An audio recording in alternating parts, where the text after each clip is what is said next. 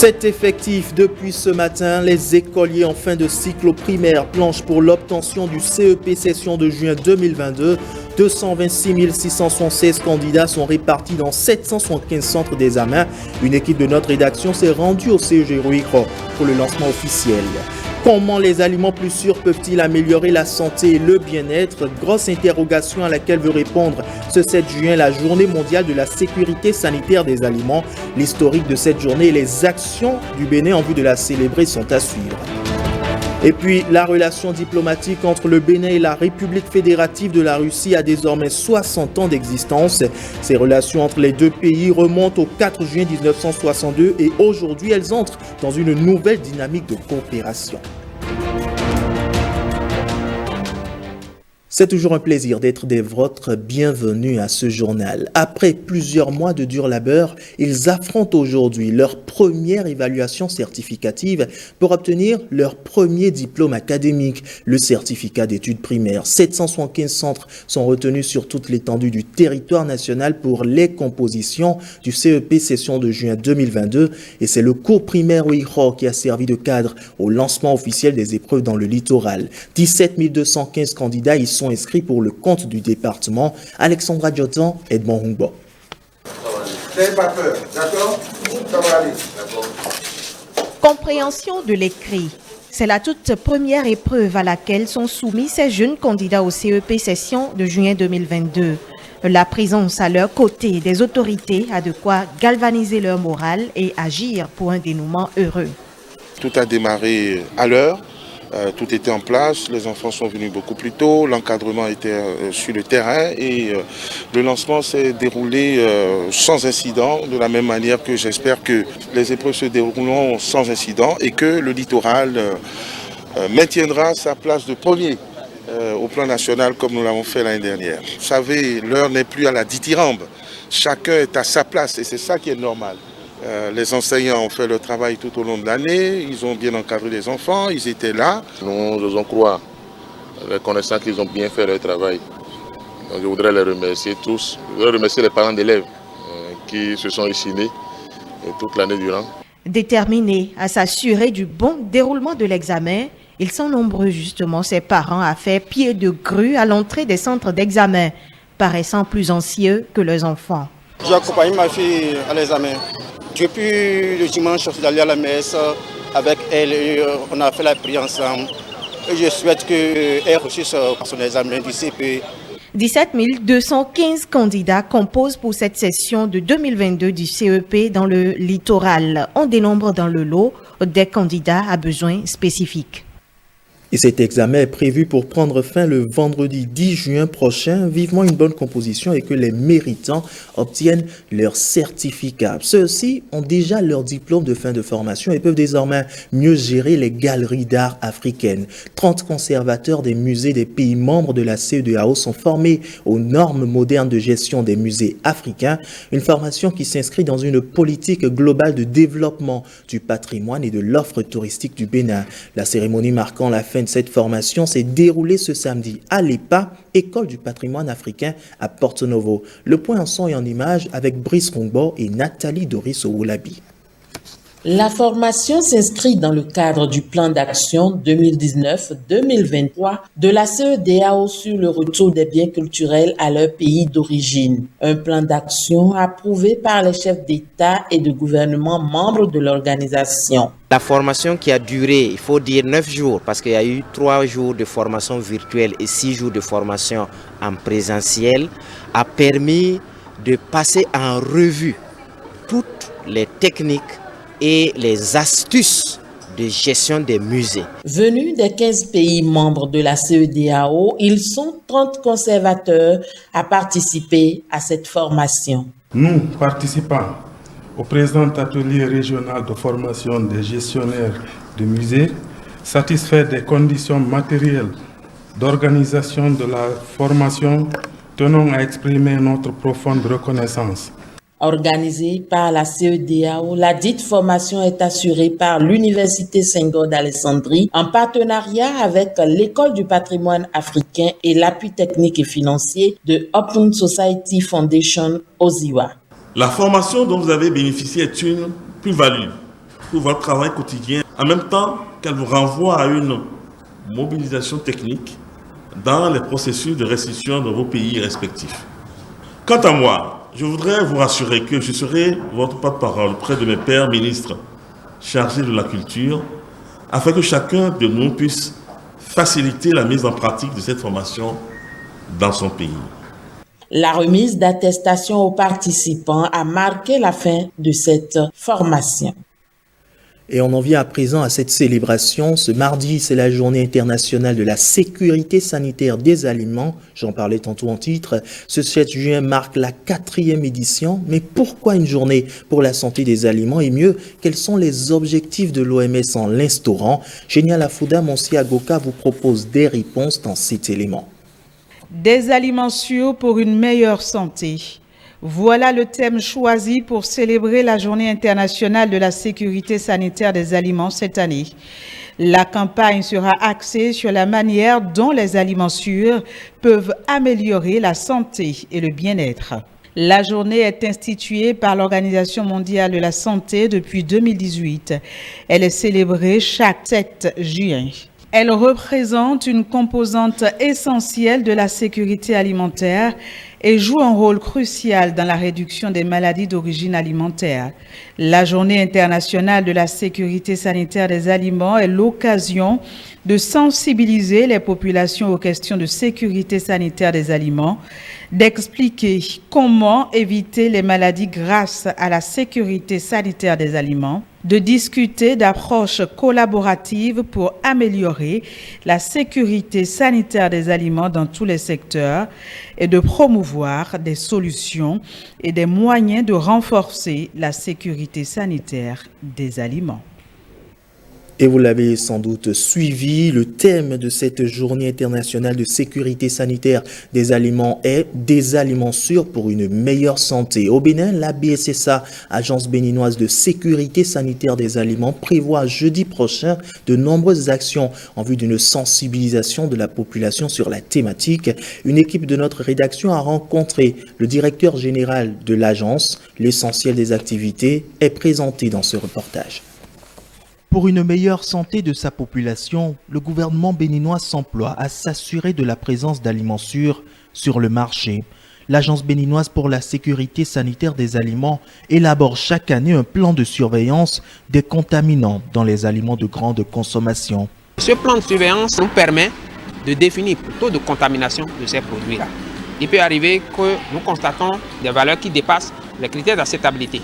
Alors, automatiquement, on demande à nos collègues des DDAEP, des directions départementales, d'aller accentuer la sensibilisation auprès des vétérinaires et auprès également des producteurs. Plus aucun produit agroalimentaire n'est mis sur le marché sans une autorisation préalable pour attester de sa bonne qualité. Le contrôle est plus accentué pour les produits à l'import et à l'export. Aujourd'hui, nous pouvons rassurer la population que au moins ceux qui rentrent dans le pays, par le port, par l'aéroport, il y a un suivi. Même chose au niveau des frontières terrestres. Pour le compte de la 4e édition de la Journée internationale pour la sécurité sanitaire des aliments, la BSSA attire l'attention sur les dangers liés à la consommation d'aliments malsains. Méthode de trouver une vaste campagne de sensibilisation. Le jeudi prochain, il y aura une caravane de sensibilisation de la population sur les conséquences de la consommation des aliments impropres à la consommation. Cette caravane va démarrer de notre direction générale, le stade de l'amitié, c'est le point de chute. Et c'est à ce niveau qu'on va animer une conférence grand public sur le thème de la journée. La sécurité sanitaire des aliments, c'est l'affaire de tous, c'est le slogan. D'autres activités du même type sont prévues dans tous les autres départements. Rendez-vous pris donc pour demain, jeudi, au siège de l'Agence béninoise de sécurité sanitaire des aliments. Une sécurité sanitaire est-elle possible dans un environnement dépourvu d'arbres? Pour les forces de défense et de sécurité en service dans la Liborie, la réponse est non. À la faveur de la Journée mondiale de l'environnement célébrée ce dimanche, elles ont réédité leur initiative de reboisement. L'enceinte du 7e bataillon interarmes de Kandy a abrité l'événement. Le point avec Bertin Adimi et Ernest Tétégou. On va commencer par sectionner le... Depuis quelques années maintenant, la journée mondiale de l'environnement s'apparente à une journée de reboisement qui regroupe tous les personnels des forces de défense et de sécurité en service dans le département de la Liborie. Une telle option des hommes en uniforme a valeur d'interpellation sur certains phénomènes naturels qui sont loin de nous épargner. La crise climatique provoque des événements météorologiques extrêmes qui déplacent des milliers de personnes et entraînent des pertes économiques se chiffrant en milliers de milliards. Nous avons fait un écartement de 4 mètres x 4 mètres, ce qui a permis de mettre en terre 625 plants, toutes espèces confondues, pour célébrer la journée. Nous avons également les moyens de mobilité, les moyens de transmission. Donc en fait, nous n'avons pas de raison de nous mettre à l'écart par rapport à la protection de l'environnement.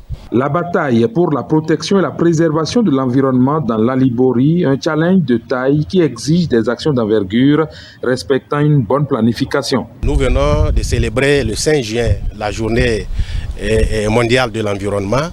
Et le 17 juin, nous allons célébrer la journée internationale de lutte contre la désertification et la sécheresse. Pour ma part, je ferai en sorte que le soutien de la commune vous soit acquis en toutes circonstances dans les défis. Les défis face auxquels les forces de défense et de sécurité en poste dans la Liborie s'illustrent positivement déjà, laissant admirative la première autorité du département. Je me réjouis que les forces de défense et de sécurité de notre département s'impliquent depuis de nombreuses années aux côtés des acteurs du cadre de vie et du développement durable dans ce combat de préservation de notre environnement. Au-delà des enjeux environnementaux, la journée de reboisement interforce participe de la prédisposition à une bonne cohésion et à une forme d'interopérabilité des forces de défense et de sécurité présentes dans la Liborie, surtout dans le contexte actuel de vigilance accrue. Cette mise en garde à présent aux commerçants qui ne respectent pas le prix officiel de 1300 francs CFA fixé pour les huiles végétales, ils auront à s'expliquer devant le ministère du Commerce. Une chose est certaine, certains sont déjà épinglés lors d'un contrôle du ministère à Cotonou et sans convoquer, des sanctions planent sur leur tête. Gilles Dansou et Moussesla Saron-Imon ont suivi l'équipe des inspecteurs du ministère du Commerce lors de leur descente dans quelques lieux de vente. Voici le reportage. La décision doit être respectée à la lettre. Le prix du litre de l'huile végétale au Bénin est fixé à 1300 francs CFA. Les agents du ministère du Commerce maintiennent la garde. Ils ont sillonné quelques supermarchés de la ville de Cotonou. Si la décision est respectée par endroits, il n'y a pas contre d'autres commerçants qui peinent à la mettre en application. L'huile végétale, actuellement, on n'en a pas courage de ça. Le gouvernement est fixé 1300 francs sur les huiles. Et on est en train de vendre 1500. Dans ce supermarché, le prix est respecté et même on assiste à une rupture de stock. On avait ça vient de finir. Et on a vendu ça à 1300. Vous avez vérifié. Maintenant, on va commander encore la semaine prochaine. C'est le gouvernement qui a donné le prix de 1300, donc il faut respecter ça. Le ministre a dit, s'il y a une descente, qu'elle peut descendre même avec son groupe. S'il y a une descente, que le prix n'est pas à 1300, que nous serons pénalisés. Donc, pour cela, on est dans la droiture. Les conclusions sont tirées en ce qui concerne cette descente sur le terrain. Il y a certains supermarchés qui n'ont pas respecté le prix. Et nous avons fait des saisies conservatoires et ils sont convoqués pour le mardi prochain pour la suite des procédures. Nous demandons aux consommateurs d'être éveillés sur le terrain et de signaler tous commerçants qui veulent aller au-delà des 1300, de les signaler, de venir au ministère de les signaler. On a un numéro vert qui est 113 qui peut appeler, c'est gratuit pour signaler le lieu et le commerçant en question et nous descendons pour appliquer les tests. Et la veille sera toujours permanente. La crise épidémiologique de la Covid-19 a plombé les activités des entreprises et plus encore leurs difficultés à accéder au crédit. Parmi les initiatives mises en place par le gouvernement, celle du CISAE, entendez Comité d'identification des structures d'appui et d'encadrement sous le leadership de la BCAO. L'agence Impact Plus a réussi, grâce au CISAE, à restructurer des centaines de PME pour leur permettre d'accéder au financement. À cet effet, Impact Plus organise ce mardi un événement dénommé Impact Time pour partager cette expérience. Marcel Effon, directeur général de l'agence Impact Plus, nous éclaire sur cette initiative.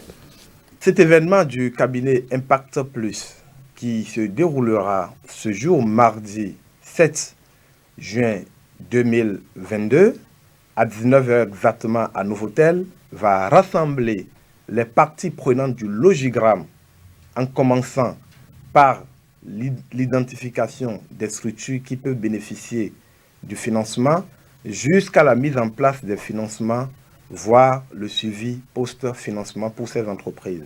En tant que cabinet privé, nous avons réussi entre la période de décembre 2020 à la date d'aujourd'hui à structurer 482 projets de petites et moyennes entreprises avec 412 projets qui sont soumis à la date d'aujourd'hui à des institutions financières.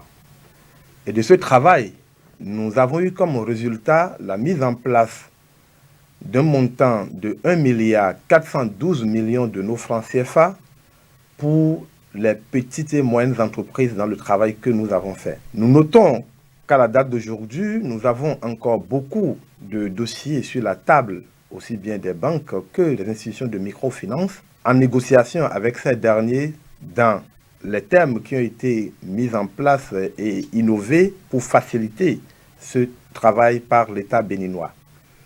Alors si aujourd'hui nous sortons de nos quatre coins en allant vers le grand public, en posant des actes, c'est pour deux choses. La première, pour nous adresser à nos partenaires qui sont les entreprises qui nous approchent et qui sont à la recherche de financement, quelle est notre expérience, quel est l'état des lieux et qu'est-ce que nous pouvons leur donner comme conseil à travers cette expérience. Et parlons toujours de PME, une nouvelle ère s'ouvre pour cette structure de microfinance à statut de loi 1901 depuis 3 décennies. Il s'agit d'un projet d'appui aux PME. PADME, eh bien, il ne sera plus appelé ainsi parce qu'il devient une société anonyme, PADME SA. Le projet d'appui aux PME depuis 3 décennies à capital en majorité publique était créé pour compenser les effets pervers des ajustements structurels et la banqueroute des banques publiques. Après avoir frôlé la faillite, lui-même, le PADME est passé sous administration provisoire et après son redressement, il devient une société anonyme. Ceci par un acte solennel vendredi dernier au ministère de l'Économie et des Finances. Les enjeux avec Marcel Arossi et Simon Vignon. Il fallait y croire, mais également tout mettre en œuvre pour y arriver. Un nouveau départ, une nouvelle vision. Mais la mission reste de promouvoir et d'appuyer le développement des micro-entreprises. PADME SA reçoit de façon officielle son agrément d'exercice, l'aboutissement d'un long processus de travail. Je me sens empli d'émotion, en même temps que j'éprouve un réel sentiment de fierté, de satisfaction de voir aboutir l'initiative de la transformation institutionnelle de PADME. Que de rebondissements n'a connu ce dossier. Quasiment 2 décennies de tractations de toutes sortes. Enfin, dirions-nous, nous sommes parvenus au bout du tunnel. La forme juridique de la société est modifiée. Le directeur général d'une société anonyme est un capitaliste. Parce qu'en fin d'année, je dois pouvoir justifier les résultats, pouvoir dégager des dividendes à l'État actionnaire, mais également aux autres actionnaires du PADME SA. Ce qui nous reste est encore immense. Aboutir finalement à une institution financière qui pourra être gérée suivant l'approche bancaire, mais tout en restant dans le domaine microfinance. Je renouvelle mon engagement à servir, mais à mieux servir, plus que par le passé. Il apparaît donc nécessaire que tout le personnel se mobilise autour des orientations stratégiques et de la politique de développement que le conseil d'administration aura à définir. Sauf décision contraire du Conseil des ministres, l'État béninois reste et demeure l'actionnaire majoritaire de PADME SA. Un tout autre registre à présent, 60 ans. Voilà aujourd'hui l'âge de la relation diplomatique entre le Bénin et la République fédérative de la Russie. Cet anniversaire a été célébré à Cotonou vendredi dernier en soirée. Un événement en double car couplé avec la célébration de la fête de la souveraineté de la Russie. Les perspectives de relance de la coopération ne sont pas occultées. Plus de détails avec Alexandra Djotan et Ramatou Lawani. Russie-Bénin, 60 ans d'amitié qui ne saurait être passé sous silence. Ce cocktail dînatoire est organisé pour célébrer la coopération dynamique entre les deux États. Dès les premières années de l'indépendance béninoise, l'Union soviétique a posé les bases pour le développement d'une coopération égale et multiforme avec Cotonou. La coopération bilatérale a résisté et éprouvé du temps et ne dépend pas de la situation géopolitique dans le monde. Il me plaît de me référer à la participation du chef de l'État. Cela a été évoqué déjà par l'ambassadeur, le président Patrice Talon, au premier sommet Russie-Afrique tenu à Sochi les 23 et 24 octobre 2019. C'est dit que cela a marqué un tournant décisif dans les relations, dans la coopération entre le Bénin et la Russie. Je voudrais également rappeler la récente visite au Bénin du 20 au 24 mai 2022 de M. Sergei Makarov. Les rapports entre les deux pays sont au beau fixe et s'illustrent dans divers secteurs. Consultations et dialogues politiques réguliers, échanges commerciaux et investissements économiques, appui humanitaire russe notamment dans les domaines de la santé et de l'éducation. À ce jour, 3000 étudiants béninois ont été formés en Russie et occupent divers postes dans l'administration. Aujourd'hui, nous voyons également encore nos frères et sœurs qui continuent d'en avoir cette possibilité. Et dans l'Union soviétique, il n'y a que la Russie seule aujourd'hui qui continue encore de mener cette coopération avec notre pays, le Bénin. La coopération russo-béninoise a encore de beaux jours devant elle. L'organisation de la jeunesse du bloc républicain au JBR s'engage pour de plus grandes victoires au soir des élections du 8 janvier prochain. Ils l'ont fait savoir au cours de ce week-end lors d'une activité qui a rassemblé les leaders et jeunes du parti dans le zoo. Mirabel Akbaki, Judicaël Ayénan. Ils étaient nombreux à répondre à l'appel des leaders du bloc républicain, les jeunes de toutes les communes du zoo. Prise de conscience et engagement politique de la jeunesse en cette veille des législatives, l'une des préoccupations de cette rencontre à Covey. Grâce à vous, grâce aux efforts des uns et des autres, le bloc républicain, comme on le dit chez moi, ne mangera jamais la honte dans le zoo. Je voudrais vous inviter à continuer par travailler tel que vous faites. Cette rencontre se tenant dans un contexte de cherté de la vie, il était opportun de revenir sur les causes et rappeler au public les mesures prises par le gouvernement pour régulariser la situation. En plus de la situation internationale marquée par la pandémie Covid-19 et la guerre russo-ukrainienne, il y a également cette situation particulière d'insécurité, de terrorisme que nous gérons dans le Sahel et qui a d'impact sur le Bénin. Le gouvernement, face à la situation, a pris une batterie de mesures, de telle sorte que l'incidence financière des mesures prises par le gouvernement au Conseil des ministres du 23 mars dernier se chiffre à 80 milliards. Je voudrais vous rappeler que vous ne devriez pas vous associer aux attaques contre votre parti, le bloc républicain, sur les réseaux sociaux.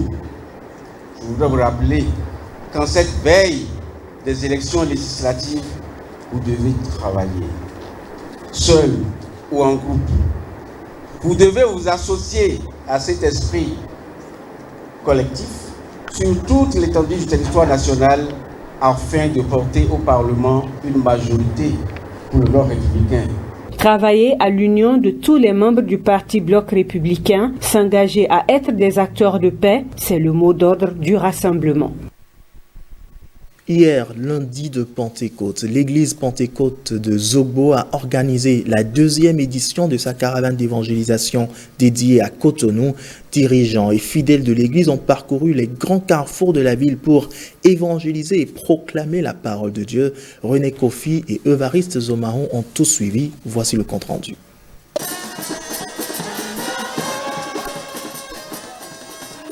Une caravane d'évangélisation pour prêcher la parole de Dieu et annoncer le retour de Jésus-Christ. Les fidèles de l'église Pentecôte de Zogbo ont répondu massivement à ce rendez-vous. L'évangélisation fait partie des grandes recommandations du Seigneur. C'est ce pourquoi le Saint-Esprit a été envoyé au 10e jour pour venir capaciter les disciples, par ricochet ceux qui croiront en la parole de Dieu. En ce jour de Pentecôte, la puissance de l'Esprit Saint est descendue sur nous et nous l'avons ressenti. Pour cela, nous avons voulu évangéliser les nations. Au cœur de cette grande caravane d'évangélisation, le peuple béninois, un message à son endroit, l'acceptation de Jésus-Christ et son retour imminent. Les Béninois de la diaspora, Seigneur, élève-les, donne-leur de la grâce et que toute la gloire te revienne. Aujourd'hui, j'invite le peuple béninois à donner leur vie à Christ parce que la fin de ce monde-là, c'est proche. Jésus dit, je viens bientôt. Ce bientôt-là, c'est demain qui vient. C'est pourquoi nous évangélisons pour qu'ils écoutent l'évangile, la parole de Dieu.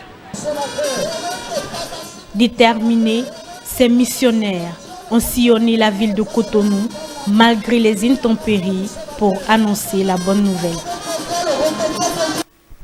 Et une célébration d'un tout autre genre à présent. Le collectif des enseignantes de la circonscription scolaire de Parakou a célébré hier en différé la fête des mères. L'événement a eu lieu dans la salle du centre de l'alphabétisation de Parakou sous les yeux de Michael Nouati et Félicien Koupakou Kouagou. Ambiance explosive dans la salle d'alphabétisation à Parakou. Les enseignantes de la ville ont quitté les tableaux noirs et déposé les craies pour se retrouver et célébrer ensemble la fête des mères. C'est avec un grand plaisir que le bureau de l'amicale des femmes enseignantes de la CS Parakou 1, par ma voix, vous souhaite de passer en leur compagnie un heureux et joyeux moment. Les enseignantes avaient à leur côté un parrain pour la circonstance. Vous êtes à l'honneur et nous devons vous magnifier pour vos efforts dans l'éducation des cadres qui demain auront sur leurs épaules la responsabilité de tout ce pays. Notre pays a besoin de vous, non seulement à travers vos rôles dans vos ménages, mais aussi et surtout de la qualité de femmes que vous êtes pour ce pays. À l'occasion, les enseignantes ont largement échangé autour du thème « Leadership féminin, le rôle de la femme enseignante dans son foyer ». L'événement s'est achevé par la remise de prix aux lauréates du jeu Tomola organisé pour la circonstance. Voilà qui vient mettre un terme à cette édition. Merci de nous avoir suivis. Je vous retrouve à 19h pour le Journal des Régions. D'ici là, portez-vous bien.